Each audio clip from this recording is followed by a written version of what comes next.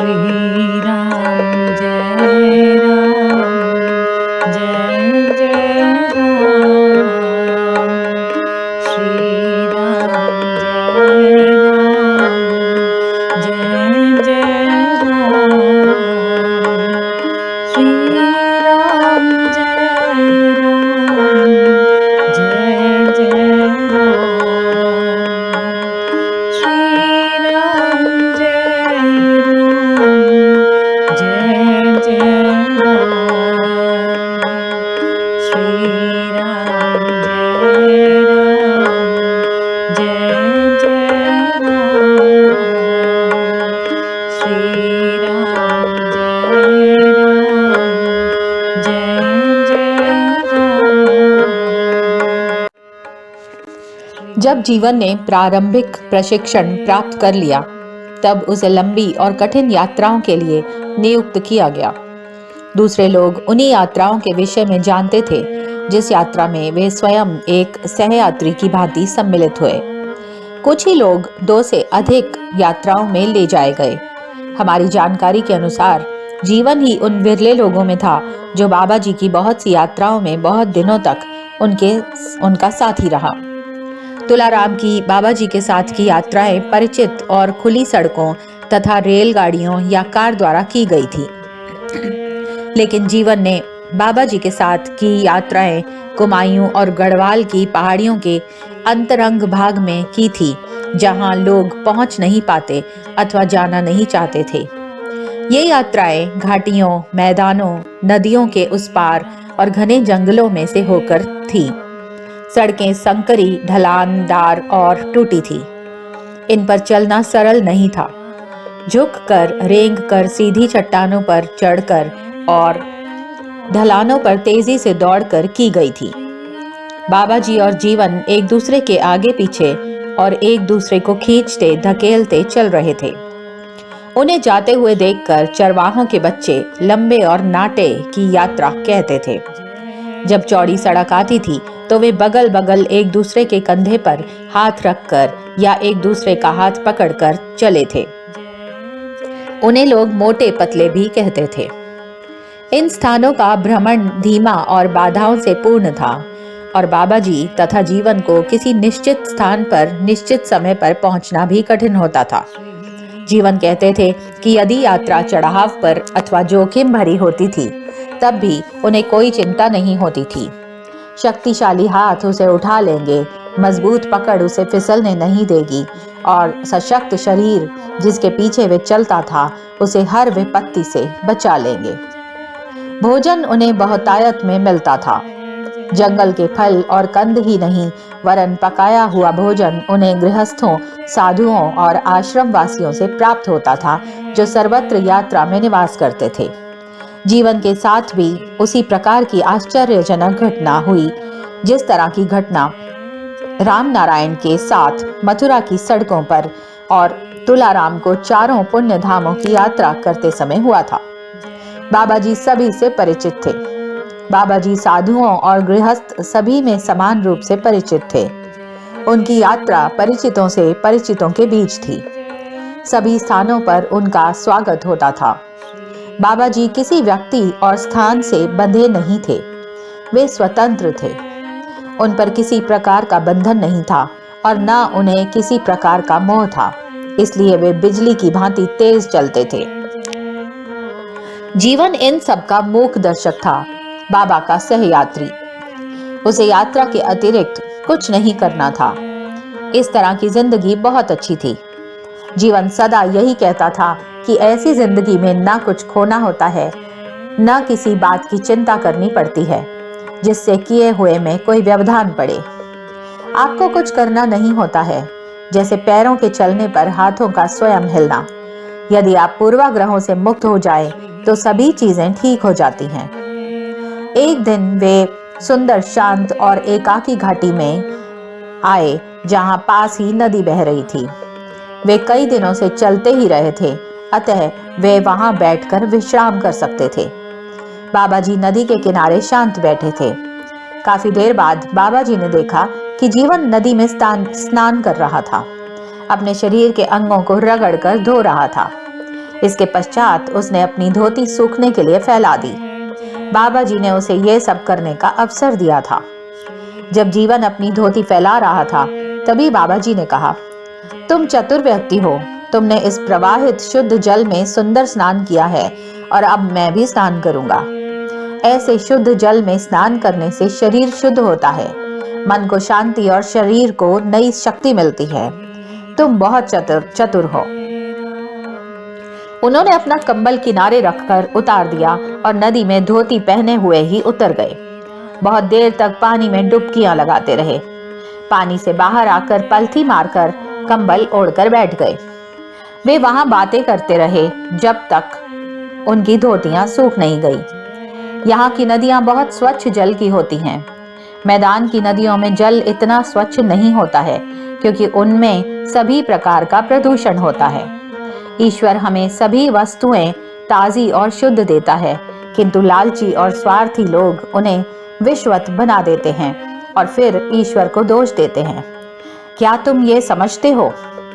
जीवन का उत्तर चुप बैठकर सुनना मात्र था। कुछ देर के बाद बाबा जी ने उसे डांटना शुरू किया। क्या तुम ऐसे स्थान पर बैठकर रात बिताना चाहते हो जहां न भोजन है और न शरण के लिए कोई स्थान? धोती अब सूख गई होगी, मुझे चलने के पहले पहन लेनी चाहिए। तुम तो लंगोटी लगाकर भी चल सकते हो, मैं बिना धोती नहीं चल सकता हूँ। मैं तुम्हारी तरह नहीं हूँ। मुझे लोगों के बीच में जाना है तो मुझे ठीक से वस्त्र पहनना चाहिए। ये अच्छा उपदेश था, कम से कम ये याद रखने के लिए कि गृहस्थों के बीच कैसे रहना चाहिए। कुछ दूर चलने पर वे एक गांव में पहुंचे जहां इधर उधर कुछ झोंपड़ियां थीं। उनका ग्रामीणों ने स्वागत किया और बाबा ने रात्रि वहीं बिताने का निश्चय किया। वहां उन्हें चपातियां और आलू खाने के लिए और ढेर सा दूध पीने के लिए दिया गया।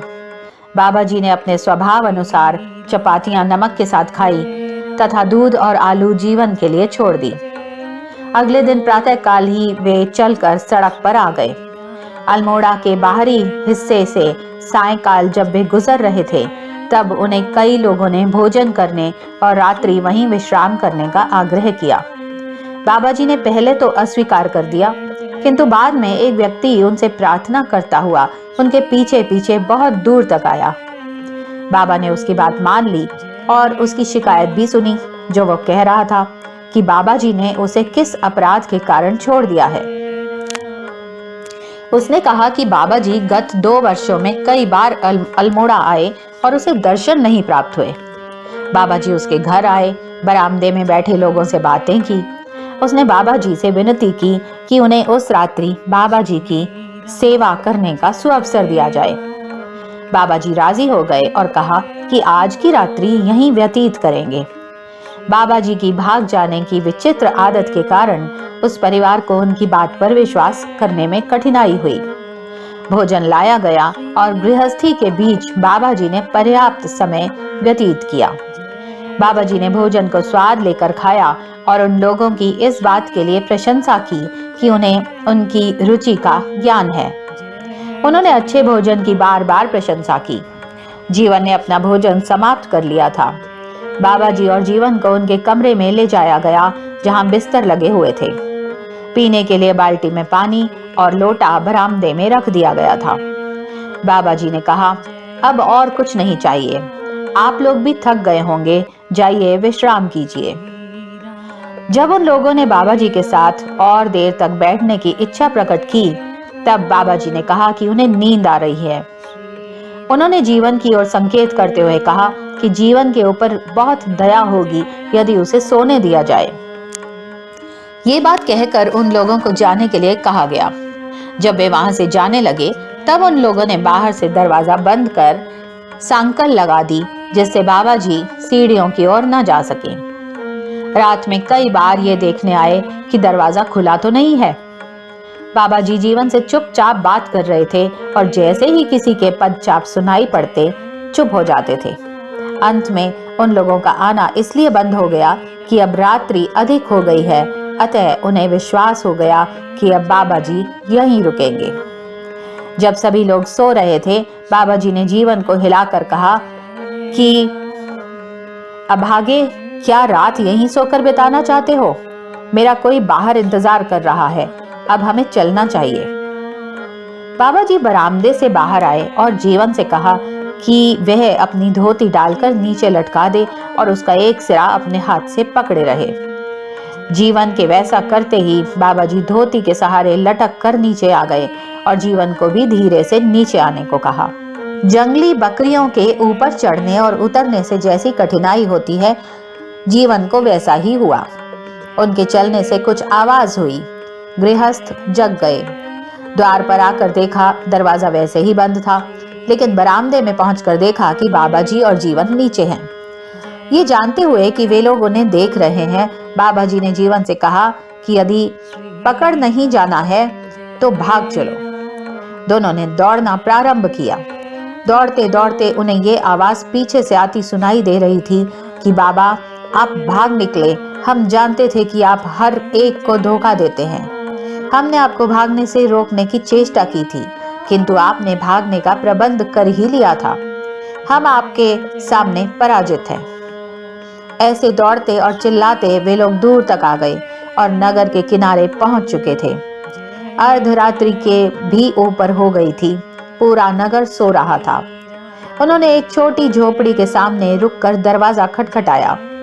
दरवाजा खोलते ही एक वृद्धा निकली और वह चपातियां बनाकर उनकी सायंकाल से ही प्रतीक्षा कर रही थी और निश्चय किया था कि इन चपातियों को बिना खिलाए वे सोएंगी नहीं। बाबा जी ने कहा, पहले ही आ गए होते। उनको भूख भी लगी थी, किंतु उन्हें कारागार में बंद कर दिया गया था और लोग उनकी रखवाली रात तक कर रहे थे। बाबा जी बार बार उसे ये समझाने का प्रयत्न कर रहे थे कि उसकी उपेक्षा अथवा अनदेखी उन्होंने नहीं की है। उसे सांत्वना हुई और उसे विश्राम के लिए विदा कर चल दिए। उनके लिए विश्राम फिर भी नहीं था। अब वे नगर के भीड़ भाड़ क्षेत्र से बाहर आ गए थे। वहां उनको देखने वाला कोई नहीं था। सभी दरवाजे बंद थे, लोग सो गए थे। बाबा जी बैठ गए और जीवन से उनकी रुमाल में बंधी चपातियां और आलू देने को कहा। उसके हाथ से चपातियां लेकर बाबा ने खाना प्रारंभ कर दिया। जीवन उनको देखता चुपचाप खड़ा रहा। बाबा जी रोटियां बड़े स्वाद से खाते रहे, जैसे उन्हें केवल यही कार्य करना हो। जीवन सोच रहा था कि अभी कुछ घंटे पहले ही खूब स्वादिष्ट भोजन खाया और अब वे ये भोजन जो मोटे अनाज का बना हुआ है, ऐसा आनंद ले रहे हैं जैसे कि कई दिनों से भोजन नहीं किया। जब बाबा भोजन कर चुके, तब बचा हुआ आधी चपाती और कुछ आलू जीवन को दिया और कहा कि यदि भूखे हो तो खा लो। उन्होंने कहा कि ये भोजन संभवतः जीवन को अच्छा नहीं लगे, क्योंकि भूख लगी रहने पर ही भोजन अधिक रुचिकर होता है। तुम्हारे इस प्रकार के भोजन की भूख नहीं है, किंतु मैं तो ऐसे भोजन के लिए सदैव भूखा रहता हूँ। जीवन को यह सुनकर कुछ बोलना नहीं था और न तो बाबा को ही इसका उत्तर चाहिए था, किंतु जीवन को बाबा जी के इस प्रकार के नाटक से अनेक गूढ़ चीजों को समझने में सहायता मिली। जय राम, श्री राम जय